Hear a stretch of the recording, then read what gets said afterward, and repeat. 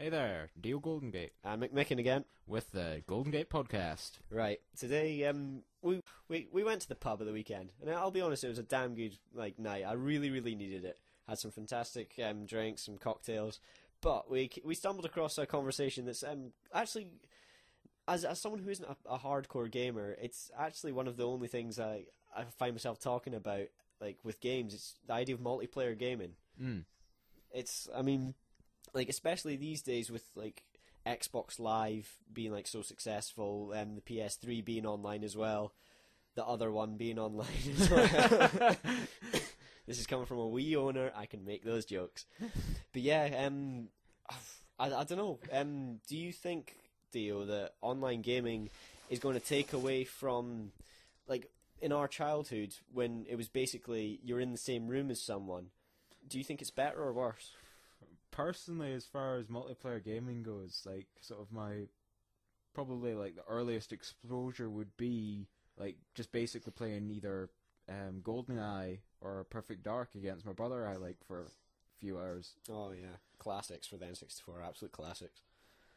But yeah, that was sort of something I really quite enjoyed, and you sort of notice things about folk when they're gaming as well, if they're sitting right next to you. Yeah, that was actually one of my favorite hobbies for a while. Just if someone was playing a single player game, just sitting and watching and listening to them. I actually recorded someone and I played it back. She's like, "What the fuck was I doing? You were just playing that, mate. That was just a minute ago." Yeah, I have to say, I'm very much of the. I mean, don't get me wrong. The technology behind online gaming, fantastic. I'm all for it. I think it's absolutely brilliant. But there is nothing better than either, say, in a first-person shooter like in GoldenEye, you're tied on kills in the last second, nailing your friend with a headshot.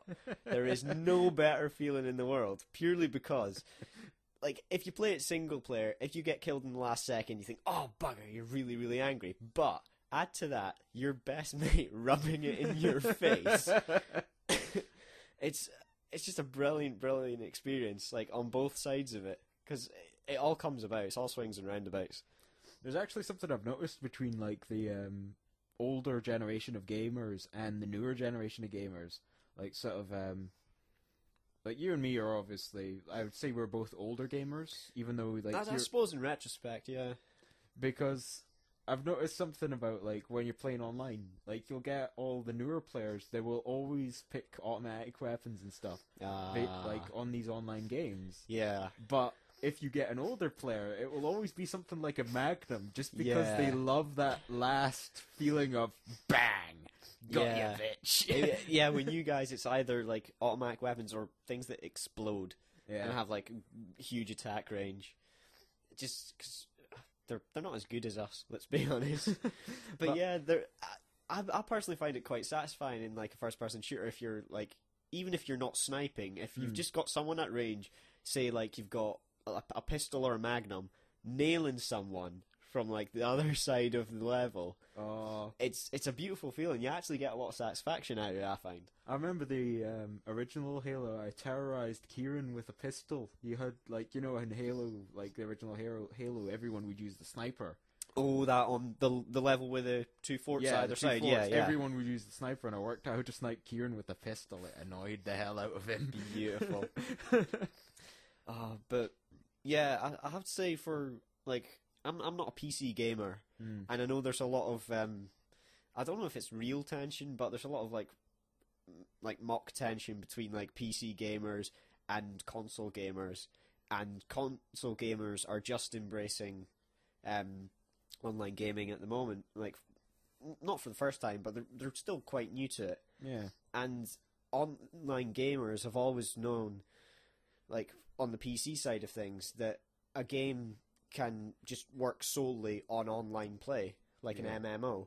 Whereas nowadays, I'd say maybe even as close as Left 4 Dead for the Xbox, it was, and the PC obviously, but for a console, it was one of the first games that could just be, it held itself purely on the online play. Well, I'm pretty sure that the PC version of the Left 4 Dead was like online multiplayer only, whereas the Xbox one allowed you at least to have another player. Yeah. I mean, again, it comes back to, Left 4 Dead, as a game, I quite enjoyed it. I've played it a few times, and I've never had a bad experience playing it. Like, whether it's been online, or whether it's been with people that I'm with. But, again, just being in the same room as someone, and listening to people react, like, because I don't know, in Left 4 Dead, you'll know it yourself, the music tells who's coming towards you. It tells you who's coming. And I don't know these things. And then, like, someone will just say, "Oh God, there's a tank around here somewhere. Guess who finds the tank?" Oh. Muggins. But yeah, it's just absolutely brilliant just to basically say your mate gets attacked by a tank and he's lying on the ground. He's pretty much buggered. Do you help him?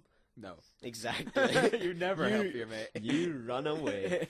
And especially if there's a safe house. Oh, aye. And it's all very well and good doing it to, like, a stranger, but doing it to someone you know and that you somewhat respect, it's so much more satisfying.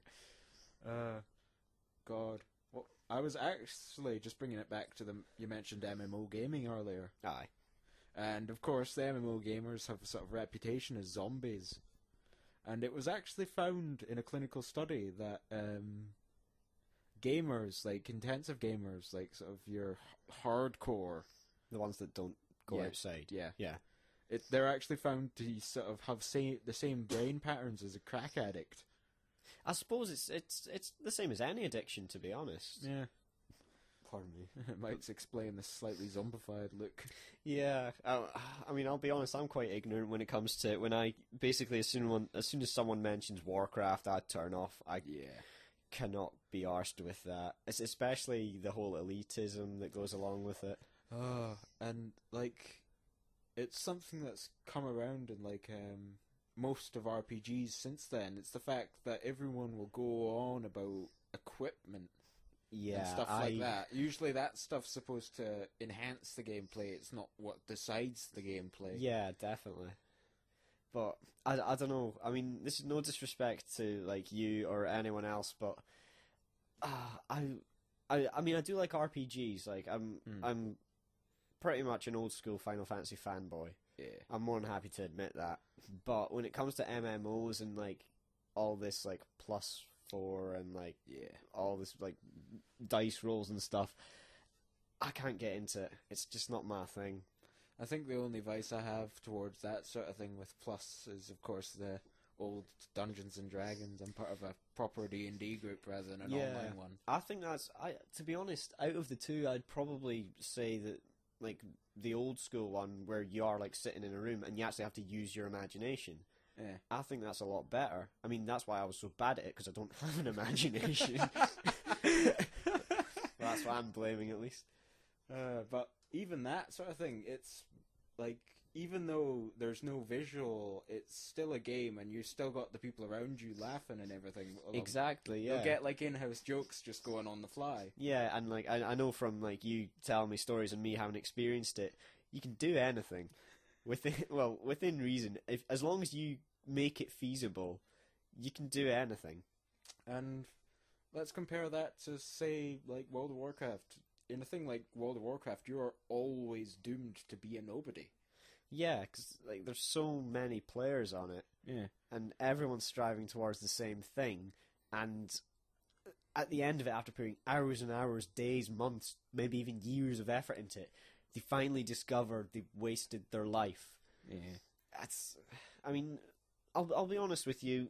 I say fair play, each to their own, but it's not for me, and I like seeing the outside, I'll be honest with you. Like, it's the kind of thing, you'll know the comedian Brendan Burns. Yeah. He made a brilliant joke because he was obsessed with playing Grand Theft Auto 4, and he'd been playing it for like 10 hours solid, and he just thought to himself, right, okay, I need to stop this, I need to go shopping. So he went shopping. But he realised that he was still in the game, and he'd just gone shopping. I thought that was it was pretty much the perfect way of summing it up.